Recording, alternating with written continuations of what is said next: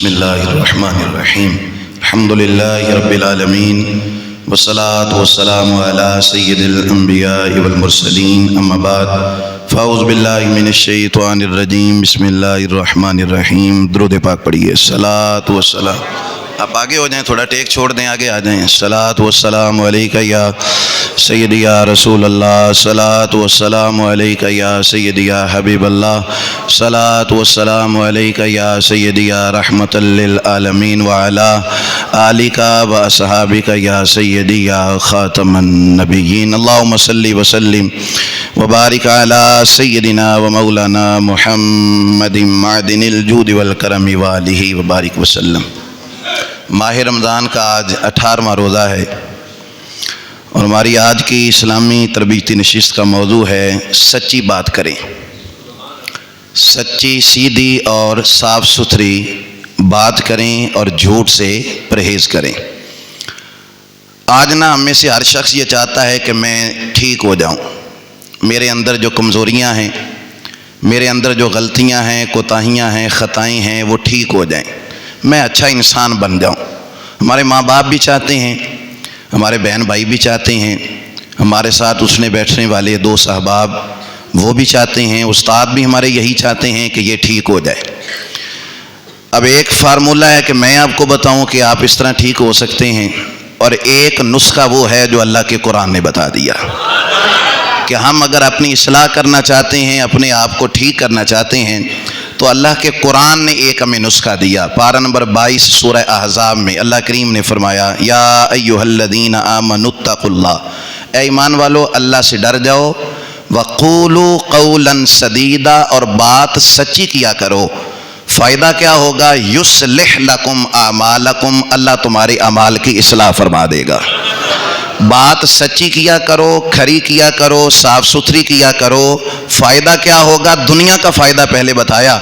دنیا میں یہ فائدہ ہوگا کہ تمہاری عملی کوتاہیاں ٹھیک ہو جائیں گی، تمہاری اصلاح ہو جائے گی۔ یصلح لکم اعمالکم، تمہارے اعمال کو اللہ سنوار دے گا، ان کی اصلاح کر دے گا۔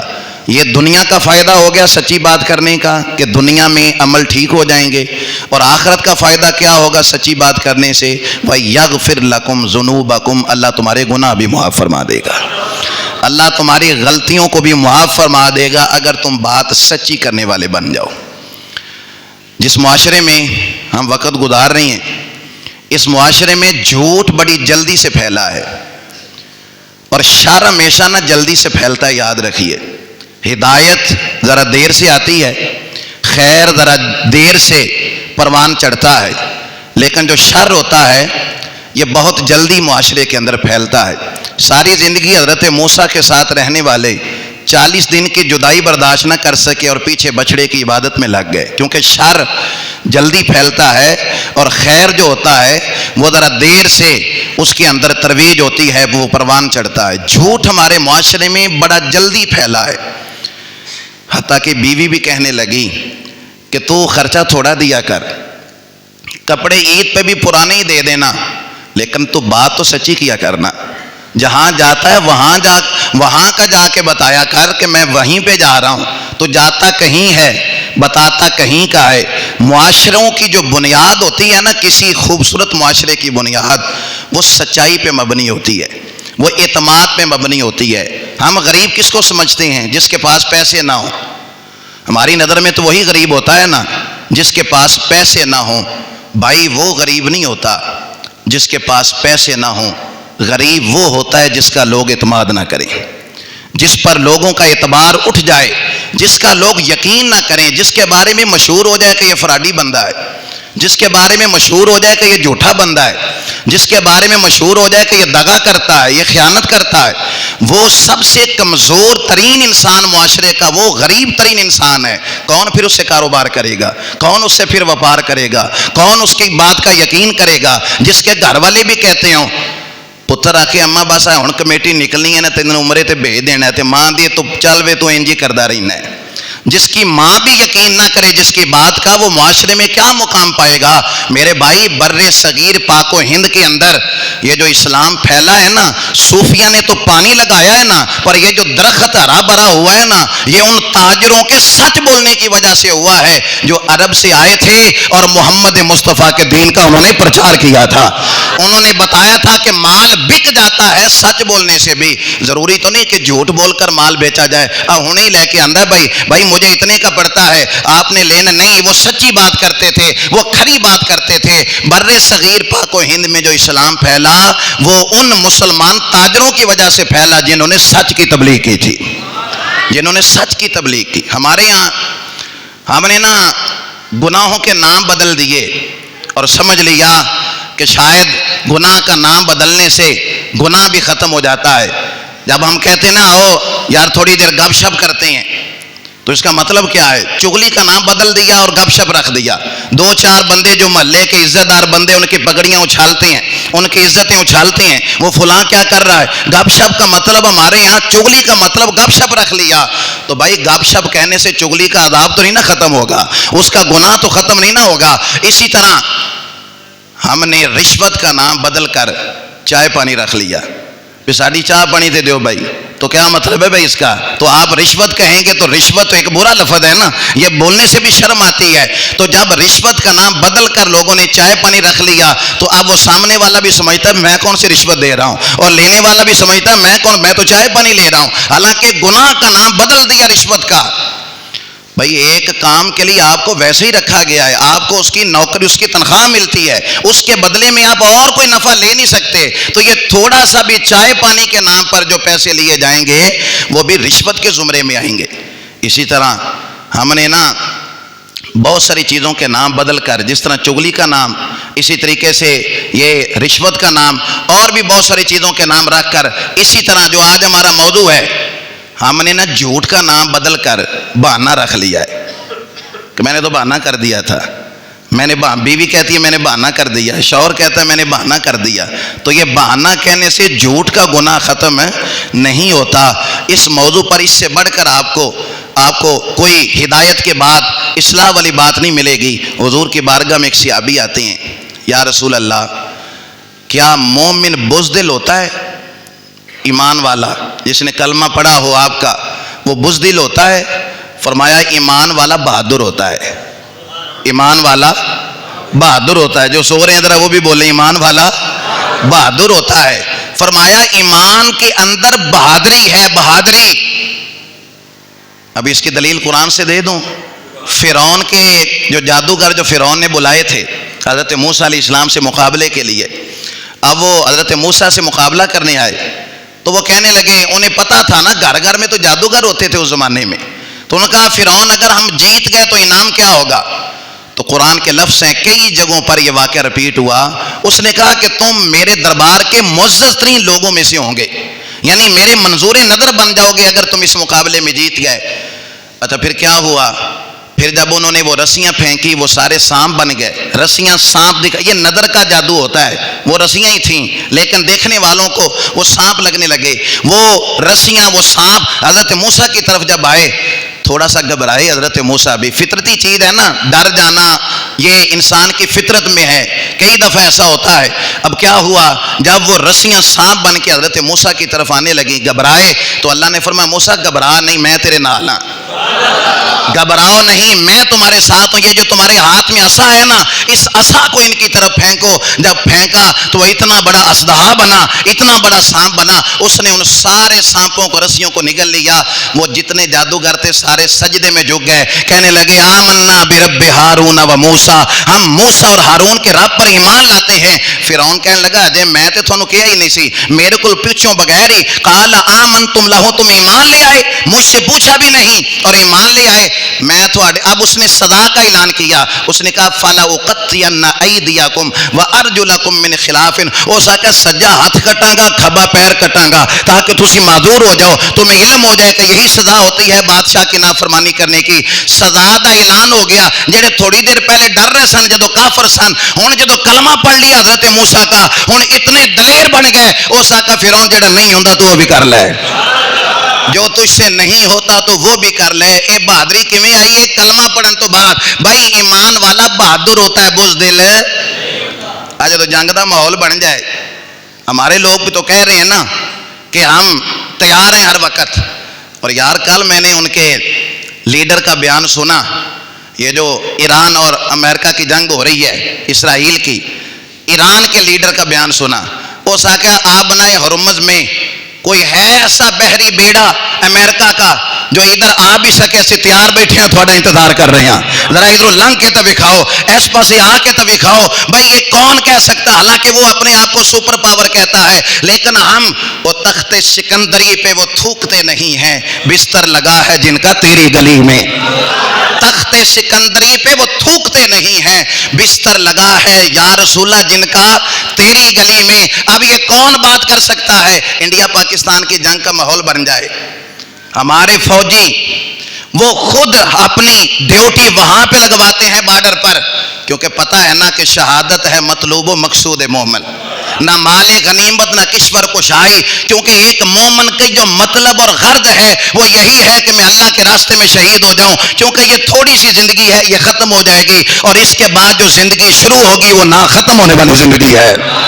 یہ میں نہیں کہہ رہا, اللہ کا قرآن کہہ رہا ہے والآخرۃ خیر و ابقا, کہ جو آخرت ہے یہ بہتر بھی ہے اور یہ باقی رہنے والے بھی ہے. جس آخرت کی مثال نبی کریم علیہ السلام نے دی, فرمایا یہ جو دنیا ہے نا جس کو تم نے سارا کچھ سمجھ لیا, جس میں تم زیادتی, ظلم, جبر اور لوگوں کے حقوق کو تلف کرتے ہو, اس دنیا کی مثال اتنی ہے. کتنا بڑا سمندر ہے, زمین کا 70% حصہ سمندر ہے, پانی ہے, 30% خشکی ہے, جہاں پہ یہ دنیا 7 ارب کی آبادی آباد ہے. حضور فرماتے ہیں یہ جس دنیا کو تم نے سارا کچھ سمجھ لیا نا, اس دنیا کی مثال اس طرح ہی ہے اور آخرت کی مثال اس طرح ہے. اتنا بڑا سمندر ہے, اس سمندر میں سے ایک پرندہ اپنے چونچ میں تھوڑا سا پانی بھرے تو فرمایا کتنا پانی اس کی چونچ میں آیا؟ فرمایا اس چونچ وچ آن والے پانی دی مثال دنیا ہے اور وہ جو سمندر ہے وہ آخرت ہے. تو ہمارے فوجی یہ کہتے ہیں کہ اے تھوڑی جی دنیا یہ ختم ہو جائے گی, اور وہ آخرت کی زندگی جس کے بارے میں اللہ نے کہہ دیا وہ جو میری راہ میں شہید ہو جاتے ہیں انہیں مردہ نہ کہنا. وَلَا تَقُولُوا لِمَن يُقْتَلُ فِي سَبِيلِ اللَّهِ أَمْوَاتٌ, وہ جو اللہ کے راستے میں شہید ہو جاتے ہیں انہیں مردہ نہ کہنا. بل احیاء, بلکہ وہ زندہ ہیں, بلکہ وہ زندہ ہیں. وَلَٰكِن لَّا تَشْعُرُونَ, نال ہی گل کر چھڑی, توانوں نہ دی زندگی دا شعور نہیں, وہ ہیں زندہ. اس لیے کہ انسان سمجھتا ہے نا زندہ تھے تو جنازہ کیوں پڑا, زندہ تھے تو دفن کیوں کیا, زندہ تھے تو یہ سارے معاملات ختم کل 40ویں والے کیوں کیے. اللہ فرما رہا ہے وہ ہیں زندہ پر تھوڑی سمجھ جان والے نہیں ہیں. وَلَٰكِن لَّا تَشْعُرُونَ. تو صحابی نے کیا پوچھا, یا رسول اللہ ایمان والا بزدل ہوتا ہے؟ فرمایا ہوتا نہیں ہے, پر کبھی کبھی کر بھی جاتا ہے, پر کبھی کبھی کر جاتا ہے. بزدلی کبھی کبھی آ جاتی ہے, اب کبھی کبھی آ جاتی ہے بزدلی, ہوتا نہیں ہے. ایمان والا ہوتا بہادر ہے. اگلی بات پوچھی, یا رسول اللہ ایمان والا کنجوس ہوتا ہے, بخیل ہوتا ہے؟ بخیل. حضور نے فرمایا نہیں نہیں, ایمان والا جو ہوتا ہے نا وہ سخی ہوتا ہے, اس کے مزاج میں سخاوت ہوتی ہے, سخاوت ہوتی ہے. دنیا آوے تے کھا کھا جاوے تے راضی ہوے بلا, دنیا آوے اس کے مزاج میں سخاوت ہوتی ہے, وہ سخی ہوتا ہے. لیکن فرمایا کبھی کبھی وہ کبھی کبھی کنجوسی بھی کر جاتا ہے, کبھی کبھی سوچ آ جاتے یار 2-4 پیسے بچا لیے ذرا مستقبل میں فیوچر میں کام آئیں گے, کبھی کبھی وہ بخیلی کنجوسی کر جاتا ہے. تیسری بات جو ہمارا موضوع ہے, یا رسول اللہ ایمان والا جھوٹا ہوتا ہے؟ ایمان والا جس نے کلمہ آپ کا پڑھا ہو اور پھر اس کے بارے میں مشہور ہو کہ یہ جھوٹا ہے, ایسا ہو سکتا ہے؟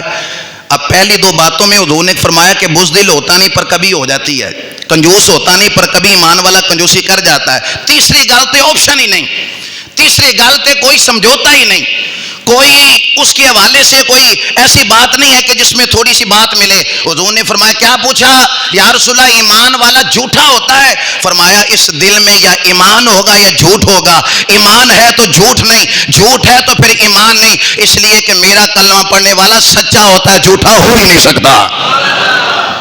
میرا ایمان والا سچا ہوتا ہے, سچا ہوتا ہے. جھوٹا کیا لفظ ہیں کریم محبوب نے فرمایا جو سچ ہوتا ہے نا یہ نجات دیتا ہے, سچ نجات دیتا ہے, اور جو جھوٹ ہے فرمایا یہ ہلاک کر دیتا ہے, ہلاک کر دیتا ہے. دنیا میں ہم نے دیکھا اس بندے کی, یعنی میں پہلے جملہ عرض کیا, غریب وہ نہیں ہے کہ جس کے پاس پیسے نہیں ہیں، غریب وہ ہے جس پر اعتماد لوگ ختم کر دیں۔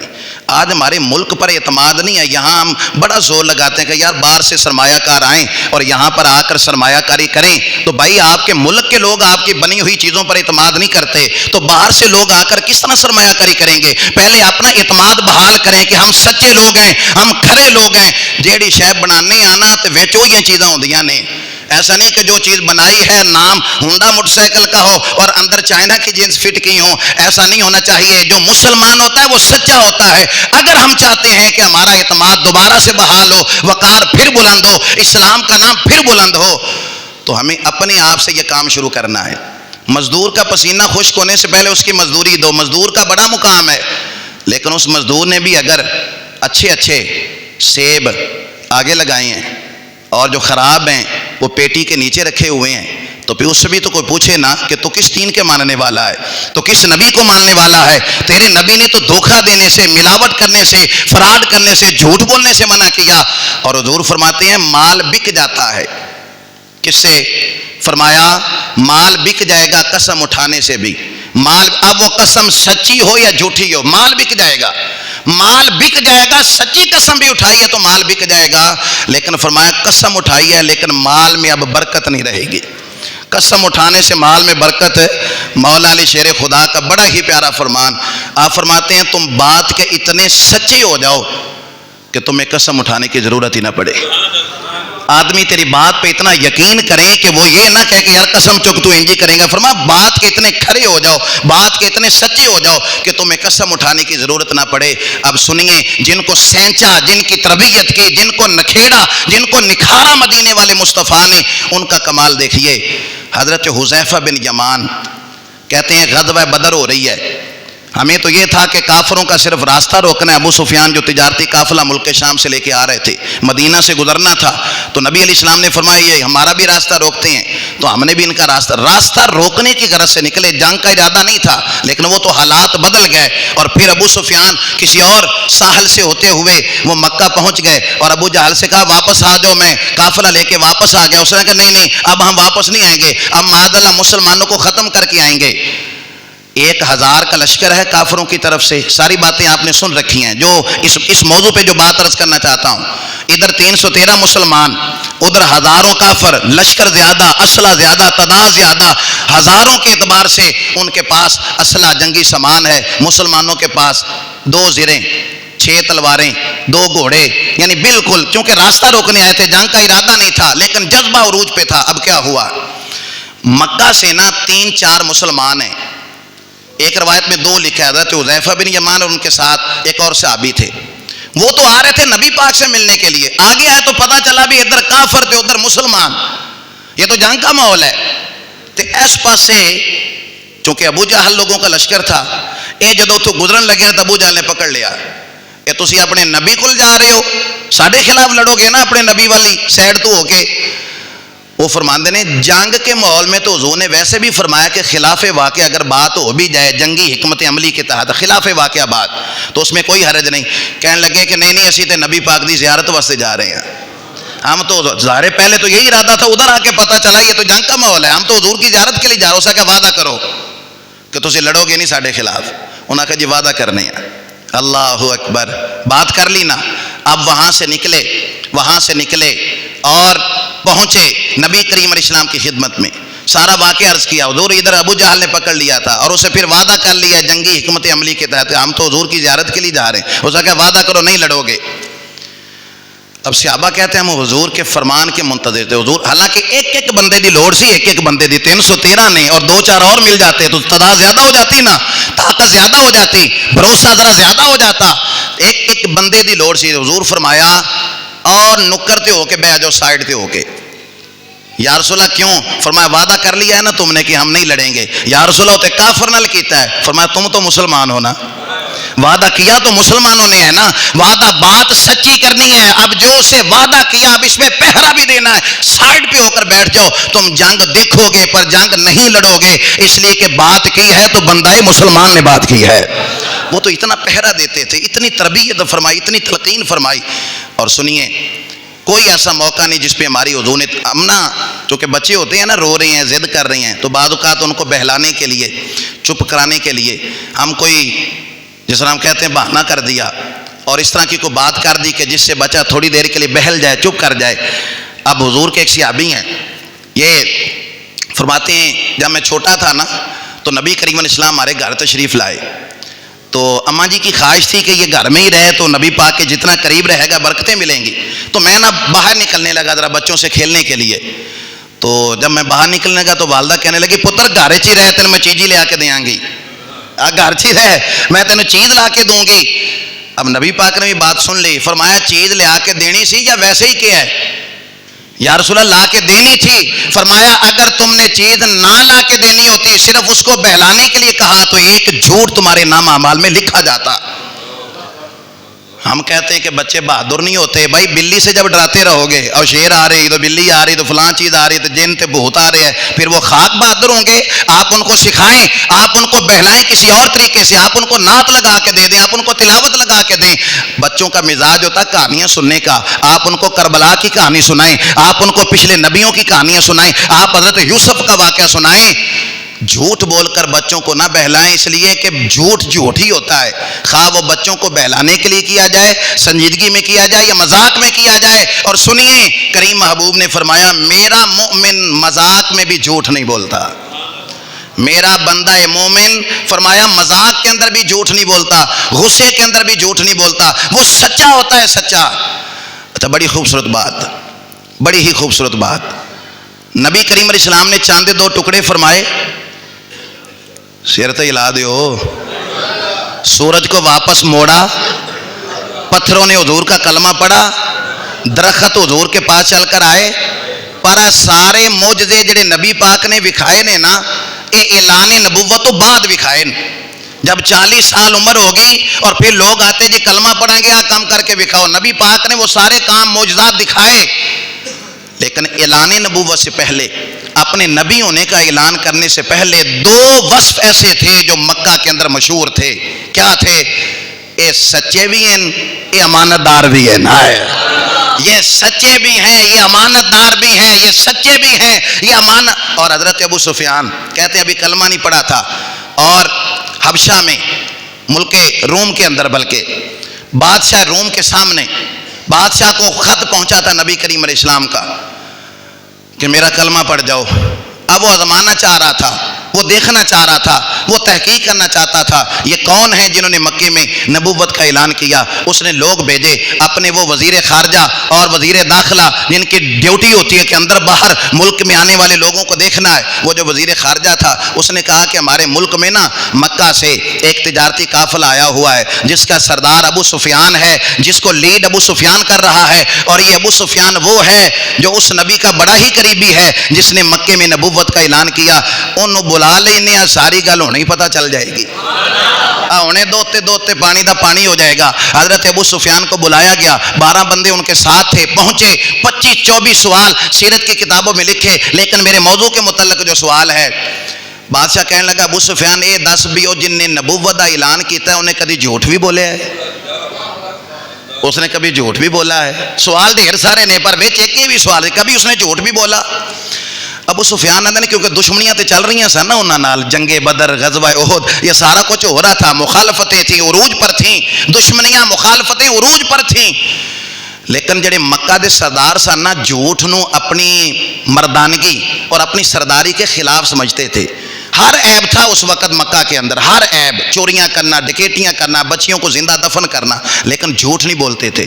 اس آخیا آج جی میں جھوٹ کہندے نے ایک باری خیال آیا دل دے وچ کہ جھوٹ بول دوں کہ ہاں معاذ اللہ وہ جھوٹ بولتے ہیں.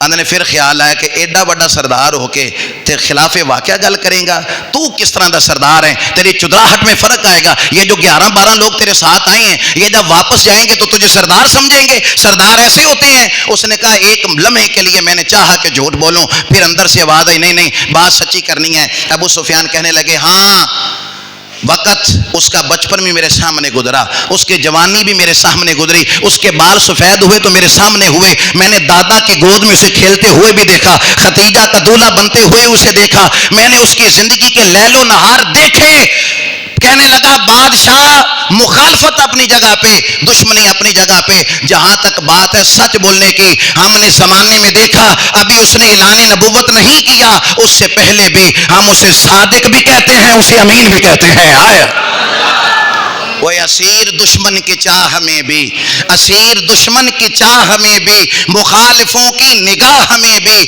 وہ امین ہے، صادق ہے، معتبر ہے، میرا پیغمبر عظیم تر ہے، میرا پیغمبر عظیم تر ہے، میرا پیغمبر عظیم تر ہے۔ وہ صادق بھی ہیں، وہ امین بھی ہیں۔ یہ ساری خوبیاں، چاند کو ٹکڑے کرنا، سورج کو واپس لانا، یہ اعلان نبوت کے بعد ہوا۔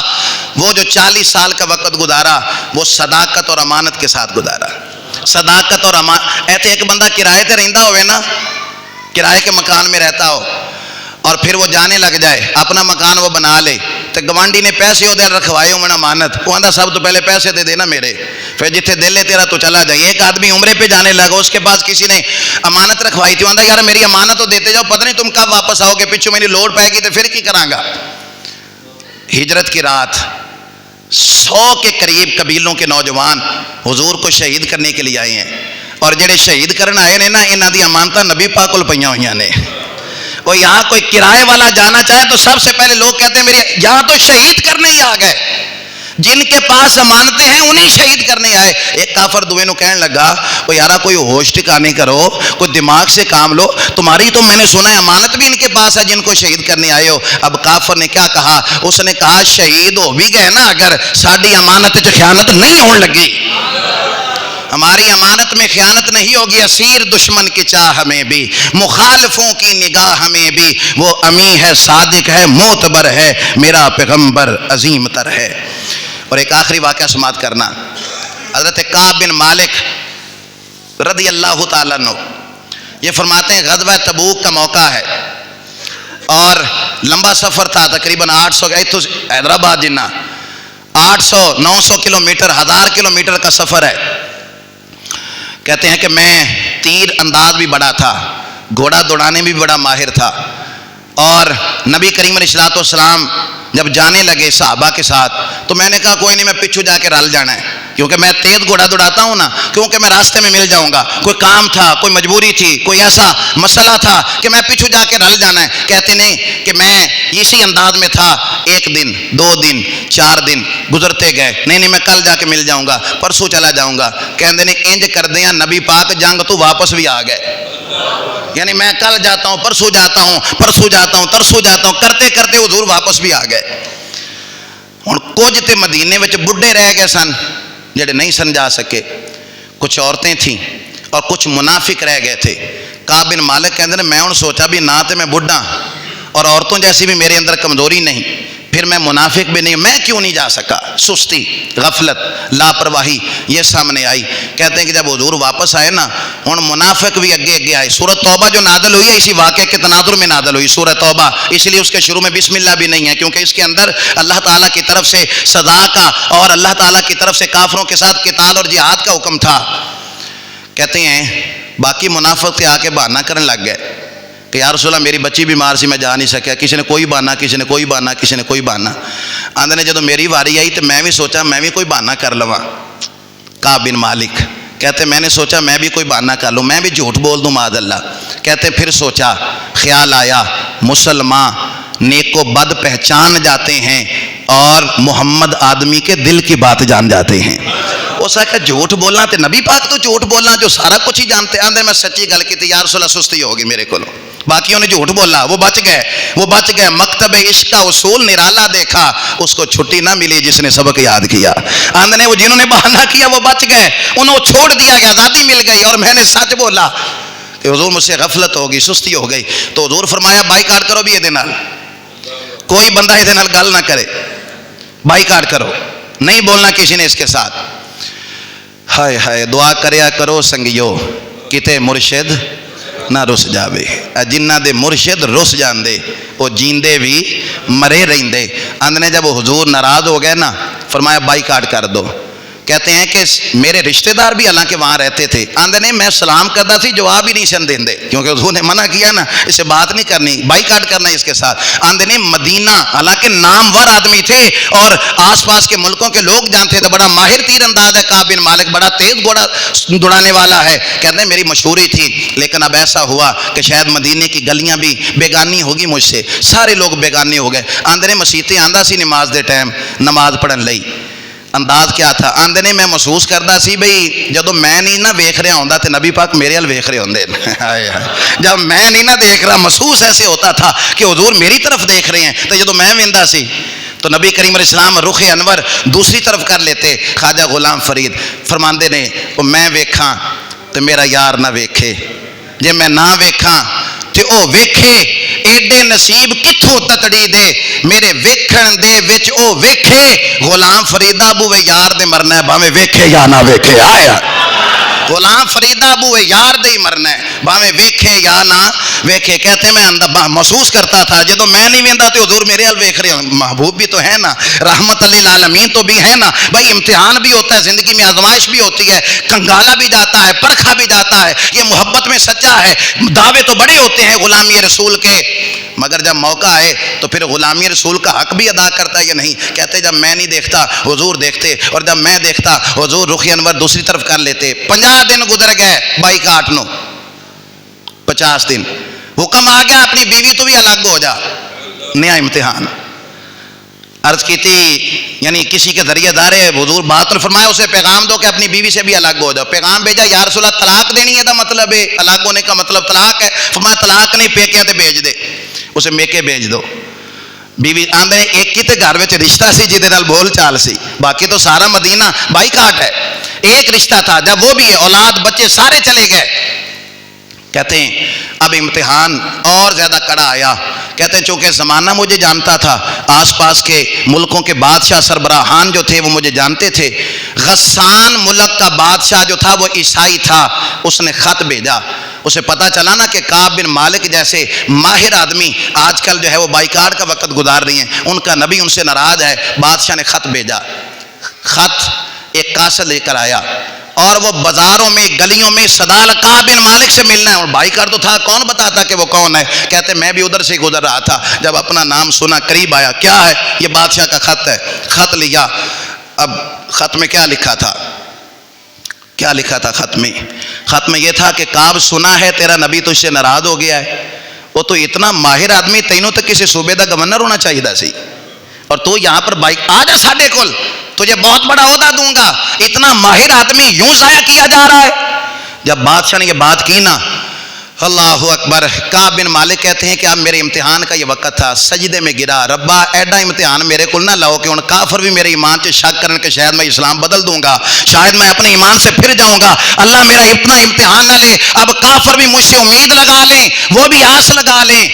وہ تن تندور تے ہڈیاں بالن، تن تندور تے ہڈیاں بالن، اسی ہاواں نال تپایا، کپ کپ بکیاں پیڑے کیتے، تے اتوں عشق پلے تھن لایا، تن دی ہانڈی من دا سالن، اتوں لون صبر دا پایا، غلام فریدہ وے میں ساری تیری، تینوں ہجے یقین نہیں آیا، غلام فریدہ وے میں ساری تیری، تینوں ہجے آندھنے۔ یہ امتحان جب آیا تو کہا اللہ اتنا امتحان نہ لے، اب کافر بھی مجھ سے امید رکھ لیں، کافر بھی مجھ سے آس لگا لیں۔ کہتے ہیں امتحان کا وقت گزرا، اس کافر کا جو خط تھا وہ میں نے تندور میں ڈالا، جلتی آگ میں ڈالا کہ میں اپنے ایمان پہ پختہ ہوں، استقامت ہے، برقرار ہوں۔ کہتے ہیں یہی وقت آیا، اللہ کی بارگاہ میں رو کے کہا اللہ اب میرا امتحان کا وقت، اب وہ جو صبر کا پیمانہ لبریز ہو رہا ہے۔ ادھر اللہ نے سورہ توبہ مصطفیٰ کریم پہ نازل کی، پیغام خوشخبری کا دیا، صحابی کو بھیجا جاؤ جا کر کعب بن مالک کو بلا کے لاؤ، واپس لائے، کہا اللہ نے تیری توبہ کو قبول فرما لیا ہے۔ یہ واقعہ سنانے کا مقصد کیا ہے؟ جھوٹی بات کرتے نا تو باقی منافقوں کی طرح یہ بھی بچ جاتے، لیکن سچی بات کی، بظاہر نقصان ہوا، لیکن سورہ توبہ قیامت تک پڑھی جائے گی، کعب بن مالک دی شانہ بھی قیامت تک پڑھیاں جان گے۔ اتنا بڑا اعزاز کیوں ملا؟ بظاہر آدمی کہتا ہے کہ سچ بولوں گا، حضور نے کہا نا سچ نجات دیتا ہے۔ وہ منافقوں کا ذکر بھی سورۃ توبہ میں آ گیا، ان کے بارے میں عذاب کی، اور اللہ نے فرمایا ان کے لیے آپ 100 دفعہ بھی استغفار پڑھیں، اللہ ان کو معاف نہیں کرے گا۔ اور کعب بن مالک کی توبہ کو قبول کر کے قیامت تک کے لیے لوگوں کو بتا دیا سچا سچ، سانچ کو آنچ نہیں، سچ ہمیشہ نجات دیتا ہے اور جھوٹ ہلاک کر دیتا ہے۔ معاشرے میں کمزور غریب وہ نہیں ہوتا جس کے پاس پیسے نہ ہو، غریب وہ ہوتا ہے جو فراڈ کرے، جس کے بارے میں مشہور ہو جائے یہ جھوٹا ہے، یہ دغا باز ہے، یہ فراڈی ہے، یہ ملاوٹ کرتا ہے۔ سچے بنیں، کھرے بنیں، صاف ستھری زندگی کو گزاریں۔ اللہ فرما رہا ہے سچی بات کرو گے نا تمہارے اعمال کو سنوار دوں گا، تمہارے گناہ معاف کر دوں گا۔ ہمیشہ مدحت خیر الانام میں گزرے، دعا ہے یہ عمر درود و سلام میں گزرے۔